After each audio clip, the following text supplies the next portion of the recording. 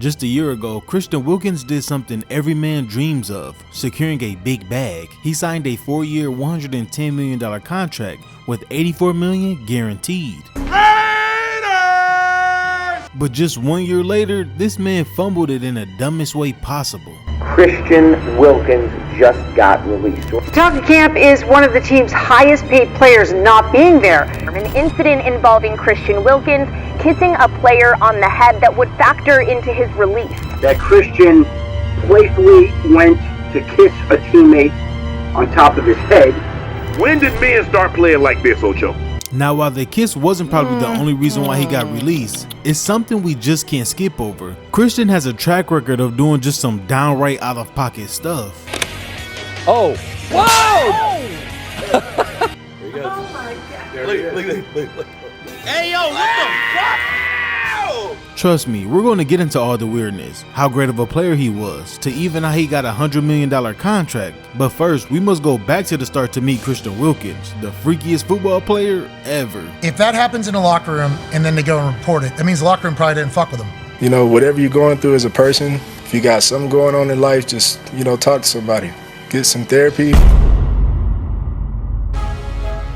Before Christian Wilkins was the wildest man in college football, before he was dancing on national TV, flexing on sidelines and putting quarterbacks in body bags with a grin on his face, he was already a problem, a real problem. Back at Suffield Academy in Connecticut, Christian wasn't just a high school football player, he was a grown man. At 6'4", 300 pounds, Wilkins moved like a linebacker, hit like a freight train, and had the kind of sideline energy that made you wonder if he drunk a Red Bull with his pregame meal. He was a 5-star recruit, but the stars didn't even do him justice. He played both ways, bulldozing dudes at offensive line, then flipping around to terrorize them at defensive tackle. He finished his high school career in 2015 with 152 solo tackles, 253 total with 28.5 sacks, and 69 for loss. Christian wasn't just playing high school football, he was rewriting what it looked like, loud, explosive, joyful, and totally out of pocket. And trust me, this was just the beginning, before all his freakish ways started to come out. When Christian committed to Clemson, the Tigers didn't just land a dominant defensive tackle, they signed a force of nature. From day one, he was a different breed. He had the size of a nose tackle, the feet of a linebacker, and the heart of a lion. And best believe he showed it. Over 4 seasons, Christian helped lead Clemson to 3 national championship appearances, winning 2. He finished with 250 total tackles, 16 sacks, and the kind of resume most players only dreamed about. 2-time All-American, team captain, and the emotional engine of one of the greatest defenses in college football history. But here's what made Christian Wilkins different. It wasn't just the stats, it was the energy. He brought fire, chaos, personality. He wasn't just the best defensive lineman on the field, he was the loudest, the weirdest, the most unforgettable. Whether it was drop kicking teammates in warm-ups or bursting into a dance mid-game, Wilkins played football like a man who refused to take it too seriously, and somehow that made him even more dangerous. But during his time at Clemson, there were for sure some head-scratching moments, and not everyone was laughing. In 2016, during the Fiesta Bowl against Ohio State, a playoff semifinals watched by millions, Christian crossed the line. During a pile-up, cameras caught him reaching between the legs of Ohio State wide receiver Curtis Samuel and grabbing a handful of his manhood. Oh my God. Look. Yes, this was on live TV. Like, you can just hear the folks in this video probably can't believe what they just saw. The replay went viral, Twitter exploded, and within minutes, headlines were everywhere. But I'm guessing that's what they were teaching the defensive guys up there at Clemson around this time, because linebacker Ben Bauer said they've been doing stuff like this all season long. It's something we've done all year just to mess with players. Like, no one's probably done it as aggressive as Christian did. I did it against USC where I just the dude tweeted it, I just poked him in the butt. Which is something we do just to mess with players, just to kind of break up the seriousness of the game. I've never done it as aggressive as Christian did it. I would just poke him. Like, what the hell do you mean you were poking dudes' butts and belly button? When is something like that even called for in a football game? Or especially just to another man? The people in the comments was cooking this man. Do anyone find it troubling how comfortable he is admitting that this is a normal thing? Disgusting. The fact he's saying it's something we've done all year. This has to only go on at Clemson. I've watched college football for over 30 years and never seen or ever heard a player doing that. Weird as fuck, period. Christian Wilkins, the booty warrior. Critics called it unsportsmanlike. Fans were disgusted, but Christian, he shrugged. I mean, it's just a silly moment in the game. You know, a lot of things happen in the course of a football game. You know, that if people seen or heard it, a lot of people wouldn't be too happy, but yeah. This man just casually said a lot of stuff happens during the course of a football game. Like, bro, stuff like that don't just happen regularly. Teammates laughed it off, media outlets ran with it for days, and just like that, Christian Wilkins had gone from fan favorite to a walking question mark. But it didn't stop there for Christian. Fast forward to the national championship game in 2017, Clemson had just demolished Alabama. The confetti was falling, the field was chaos, and right there in the middle of it all stood Christian Wilkins. Cameras caught Christian dancing. Okay, cool, nothing too out of the ordinary. But then this man dropped into a full-on split. Like, bro, what the hell is up with Buddy? A 315-pound defensive tackle hitting that move you expect from a gymnast, or hell, probably a stripper. Not the anchor of a championship defense. ESPN couldn't stop replaying it, and when asked why he did it, Christian just laughed. I just ruptured something watching that. Christian, what is going on here? I won the national championship. You couldn't tell me anything after that. I was having some fun, just went down and did the splits. I just want to explain to people how incredibly difficult that is. That moment, the split, the smile, the spotlight, it summed up everything Christian Wilkins was about. Unfiltered, unpredictable, unbothered, and most importantly, different. When the Dolphins drafted him 13th overall in 2019, they weren't just getting a defensive tackle, they were unleashing a personality. From the moment he hit the stage on draft night trying to chest bump the commissioner and nearly knocking Roger Goodell off his feet, Wilkins made one thing clear: this dude wasn't built like your typical NFL lineman, on or off the field. He was an instant starter in Miami, high motor, sideline energy. Within weeks, Dolphins fans were all in. He danced after stops, celebrated like he just hit a game winner every time he made a tackle, and even caught a touchdown pass his rookie year.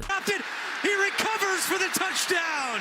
But it didn't go long before his chaotic streak introduced itself to the NFL in a big way. October 20th, 2019, Week 7, Dolphins vs. the Bills. The game had barely started. Second play from scrimmage, and Christian Wilkins was already being ejected. Who threw a punch, he will be disqualified. Wow.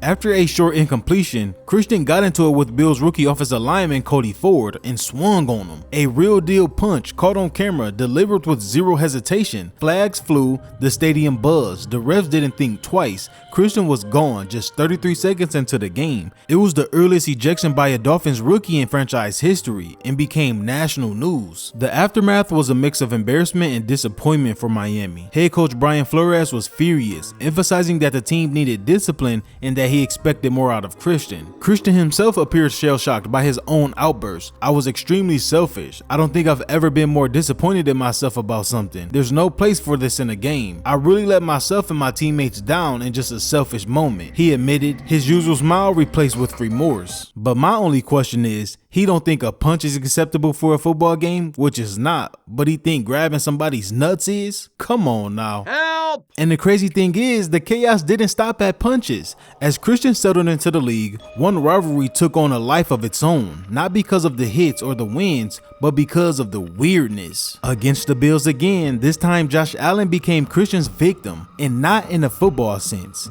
In nearly every Dolphins-Bills matchup, cameras caught Wilkins getting a little too close for comfort. Lay hits? Nah. Cheap shots? Not really. It was stranger than that. Just like that sack grab he did while he was at Clemson, cameras caught him doing the same thing in 2022 to Josh. During a heated Bills win, Josh Allen completely snapped. At first, you wouldn't know why he just got up pushing players like that. But if you pay close attention, you can see Christian at the bottom of the pile grabbing at Josh. It's not in this clip, but Josh was going crazy. He even ripped off Christian's helmet while yelling at him. The NFL later fined Christian $13,261 for the act, though Christian denied any intentional wrongdoing and even appealed the fine. By that point, however, the damage to his reputation was done. This was far from an isolated incident. Josh Allen and other players knew Christian Wilkins had a liking for pushing boundaries in the most bizarre ways. And Josh actually talked about the incident a few weeks later. On the Kyle Brandt's podcast, Josh was asked about Christian, and he didn't hold back. It is what it is. He's a competitor. He's been known for that going back to college. I should know that and shouldn't let it get the best of me, but sometimes you see red and things like that happen. I'm not here to make any claims or throw anybody under the bus, but I shouldn't let the emotions get the best of me. He said it half laughing, half confused, like a man who had been haunted by years of subtle harassment and could finally say it out loud. At some point between the ejection and the Josh Allen beef, the narrative around Christian had begun to shift. He wasn't just a high energy guy anymore. He became something different, something more entertaining, and for opposing teams, more infuriating. The NFL's biggest troll.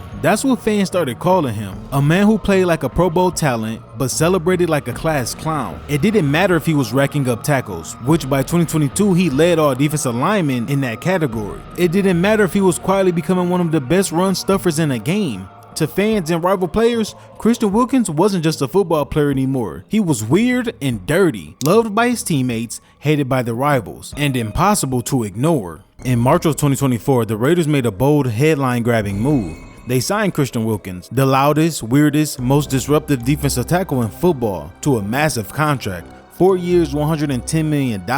One of the richest deals ever for a player at his position. This wasn't just a payday, it was a statement. The Raiders were making a huge gamble. Christian was brought in to anchor the Raiders defense and play alongside the man himself, Max Crosby. For the first 5 weeks of the season, the gamble looked genius. Wilkins came out swinging, plugging gaps, blowing up screens, flexing after every play. He had 17 tackles, 2 sacks, and 6 quarterback hits in just 5 weeks. The Raiders were finally seeing the dominance they paid for. But then, the energy stopped, the noise stopped, Wilkins stopped, and everything changed. Week 5, second quarter, Christian planted his foot down to chase a running back, and suddenly he goes down. A Jones fracture, a break in the 5th bone in his foot, located near the pinky toe. Sounds minor, but in the NFL world, especially for linemen, it's a nightmare. This fracture sits in part of the foot with very low blood flow, which means it heals slowly, if it heals at all. Re-injury rates are high, surgery is almost always required, and for a 300-pound defensive tackle who explodes off the line on every snap, it's one of the worst breaks you can get. Christian underwent surgery in October 2024. Doctors inserted a screw into his foot, hoping to stabilize the fracture and start the clock on recovery. The hope was 10 to 12 weeks, but healing doesn't always follow the schedule. This same injury has taken down some of the best athletes alive. Kevin Durant missed an entire season. Dez Bryant rushed back too fast and was never the same. Julio Jones has a long history with a fracture and needed multiple surgeries. If you don't fix it the right way, it fixes you. And Christian, he was stuck in the middle of that truth. Ever the optimist, he was reportedly in a facility at 6 a.m. the next morning after getting hurt, already telling coaches he'd be back in a couple weeks. But what actually followed was a grueling rehab saga that stretched on and tested the patience of everyone involved. Throughout the winter of 2024 and early 2025, Christian's foot simply did not heal on schedule. Weeks turned into months. In fact, even as spring arrived, Christian was still not clear to run. He made an appearance at a high-profile charity golf event hosted by one of his teammates in March, and the folks there couldn't help but to notice that he was still in a walking boot. He smiled for the cameras, looking in decent spirits, but the message was clear. He was far from game ready. By late spring, the situation hadn't improved much. Christian attended the Raiders' offseason program, grinding through rehab exercises, but he couldn't participate in actual on-field work. Pete Carroll, who was hired in January of this year, tried to sound patient but concerned. It's been a difficult recovery. He's done everything he needs to do. He's here early, working hard, but we're still working on it. It's a long, challenging process. But behind the scenes, the Raiders' medical staff was concerned. The team recommended a second surgery, likely a hardware revision or bone graft to stimulate healing. But Christian, he said no. The timetable for return after such a revision will be another 3 to 4 months at minimum. If Christian got the second surgery back in May, he might have been back on the field around September or October of this season. However, he wasn't having it. He pushed back. He wanted to take the more natural approach. Rest, physical therapy, trust the body to heal on its own. Reportedly, he told a teammate, "It's my body. I've played through worse. I'm not getting cut open again just because they're impatient." Now, from the team's perspective, that was unacceptable. They paid top dollar for a franchise cornerstone, and he was refusing medical advice that could get him back on the field. And for Christian's side, he didn't trust the team to make the right call for his future. This wasn't a sprain, it was his career, his mobility, his power. He wasn't about to risk it for a quick return that might not even work. And you you can't blame the man for that. But when a large amount of money is involved, it can get scary. What started as rehab became a cold war, and in a matter of a few weeks, things quickly escalated. By July 2025, Christian was already skating on thin ice. The injury, the contract drama, the tension with the front office, all of it was boiling just under the surface. And then, out of nowhere, he lit the match. While still not being able to be out on the field with his team, Christian still found a way to do some questionable things. It started off with a kiss, a forehead kiss to be exact. According to Adam Schefter, who broke the news live on the Pat McAfee show, Christian kissed a teammate on top of the head inside the Raiders team meeting room, like out of nowhere, and it was definitely not received how he expected. That Christian playfully went to kiss a teammate on top of his head. That player took offense to it. Christian would later describe it as playful, but his teammate, he didn't laugh, he didn't joke. He filed an HR complaint. In a league known for toughness, the idea of an HR complaint for something that happened inside of a team meeting room was unheard of. It wasn't a fight, it wasn't a physical altercation. Well, maybe depends on how you look at it, but it was a kiss, and somehow that made it worse, because this wasn't just a misread of the moment. It was a complete misfire in a culture built on boundaries and the unspoken rule of keep your hands and your lips to yourself. When did men in a football back in a setting like this, when did they start playing like this, Ocho? Pete Carroll was the first voice of authority to speak publicly after the news broke, but instead of specifics, he offered a cold, calculated line. Keeping really clear with what we said, I think there was no clear path to his return, and so we just had to move on. And that exact same day, the Raiders voided the remaining $35.2 million in Christian's contract guarantees. No warning, no appeal, just gone. The kiss may have lasted a second, but the financial fallout is generational. You played yourself out of 36 M&Ms, man. That's crazy. That's satanic right there. What he thought was a simple locker room joke had now become the final chapter of his $110 million deal. The Raiders were done, and this time they weren't hiding behind the injury reports or football reasons. The kiss was the moment everything collapsed. When the word got out, a few teammates and other players around the league spoke out. Veteran Adam Butler, a defensive tackle and locker room voice, was asked about Christian during a press conference, and instead of dodging it, he just simply told bro, go seek some help. You know, whatever you're going through as a person, if you got something going on in life, just, talk to somebody. Get some therapy. Whatever your deal is your deal. Somebody out there in this world full of billions of people is willing to listen. He didn't say Christian was misunderstood. He didn't say it was blown out of proportion. He simply said, please go talk to somebody. Like I said earlier in the video, players around the league knew that Christian was always on some weird stuff. Even the former Raiders offensive tackle tweeted, brother always been a little freaky. And that right there tells you how other players in the league viewed this man. Around the Raiders, the whispers turned into headlines. Some insiders suggested that this wasn't the first time Christian made people feel uncomfortable. Well, just by this video, we already know that. But others hinted that he had become too unpredictable and too freaky. Hell, Pat McAfee even said, so if that happens in a locker room and then they go and report it, that means the locker room probably didn't fuck with him, right? And whether it's fair or not, it's stuck. The label, the joke, the reputation. Christian was no longer the guy with the big smile or viral celebrations. He is now the guy who kissed a teammate and lost out on $35 million.